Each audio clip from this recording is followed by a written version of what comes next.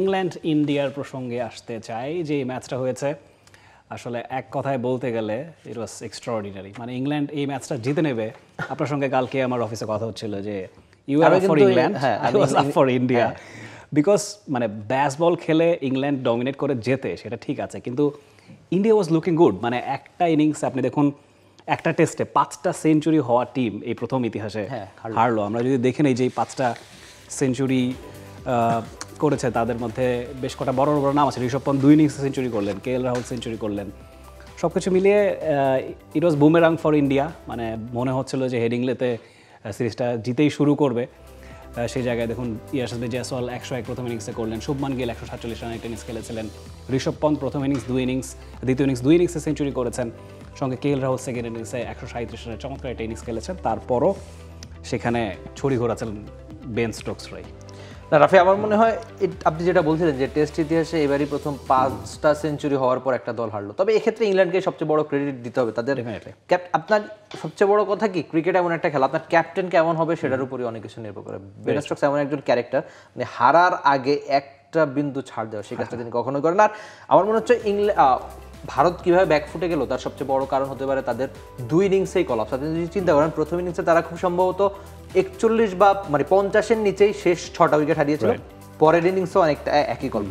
আপনি যখন পরপর 2 ইনিংসে এরকম কলাপস করবেন, আপনার জন্য ম্যাচ জেতা কঠিন। তবে 2 ইনিংসেই তাদের টপ অর্ডার থেকে রান এসেছে, কিন্তু লোয়ার মিডল অর্ডার বা শেষের দিকের ব্যাটাররা খুব বেশি অবদান রাখতে পারেনি। সেজন্য ইংল্যান্ডের জন্য টার্গেটটা ঠিক আছে, আমি মানছি অন্যান্য দেশ অন্যান্য কন্ডিশন হলে কিন্তু হতো, কিন্তু এই হেডিংলিতে আপনি খুব সম্ভবত টেস্ট ইতিহাসে হেডিংলি একমাত্র ভেন্যু যেখানে 3বারের বেশি 350 রান চেজ হয়েছে, প্রত্যেকবারই ইংল্যান্ড করেছে। তো ইংল্যান্ড এই কাজটা আগে পরে করতে পারে।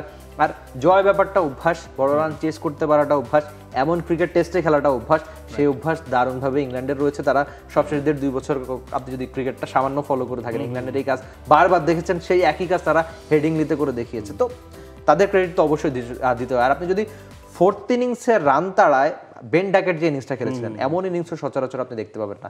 একেবারে প্রায় স্ট্রাইক রেট 100-র আশেপাশে মেনটেন করা, খুব বেশি বল তিনি খেলেননি, 149 রান করেছেন 170 বলে। একটা পর্যায়ে মনে হচ্ছিল যে ইংল্যান্ড একটু ব্যাকফুটে যাবে, যখন পরপর 2 বলে তারা 2 উইকেট হারিয়েছিল। কিন্তু তাদের ওই উইকেট কিপার ব্যাটার স্মিথ বা এক্সপিরিয়েন্স ক্যাম্পেনার জরুর যেভাবে শেষ করলেন, সেটা অবশ্যই তাদের জন্য প্রাপ্তিরই হবে। আর রেকর্ড করা ম্যাচ তো বটেই।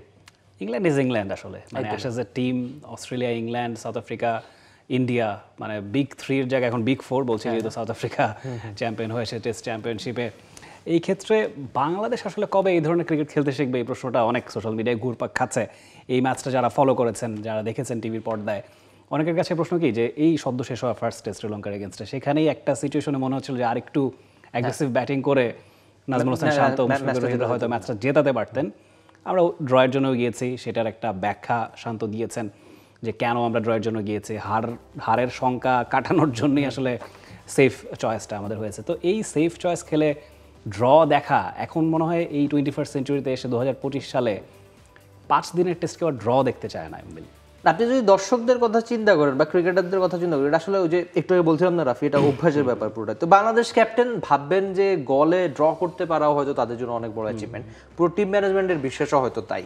তো এই জন্যই আসলে বাংলাদেশে এমনভাবে খেলেছে। আর ইংল্যান্ডের সঙ্গে পার্থক্য এখানে আর আরেকটু ব্যাপার হতে পারে, আপনি যদি ভারতীয় বোলিং লাইন আপের কথা চিন্তা করেন, সেখানে মানে অবিশ্বাস্য জাসপ্রীত বুমরা তো রয়েছে, কিন্তু বাকি নামগুলো প্রসিদ্ধ কৃষ্ণা বা শার্দুল বা মোহাম্মদ সিরাজরা মানে নিজেদের সেরার ধারে কাছেও দিতে পারেনি। এজন্যই ইন্ডিয়া হেরেছে। আর এক বোলার নিয়ে ম্যাচ জেতাটা খুব কঠিন। ঠিক আছে, বুমরা প্রথম ইনিংসে 5টা উইকেট নিয়েছেন, কিন্তু দ্বিতীয় ইনিংসে সেই বুমরা মানেন না আসলে, একজন বোলার দিয়ে কত দূর সম্ভব। সেজন্য আমার মনে হয় ইন্ডিয়া হেরেছে ম্যাচটা। For more updates, subscribe to our YouTube channel and click on the bell icon. Follow us on Facebook and Instagram. Download T-Sports app to enjoy exciting games and highlights. Visit tsports.com.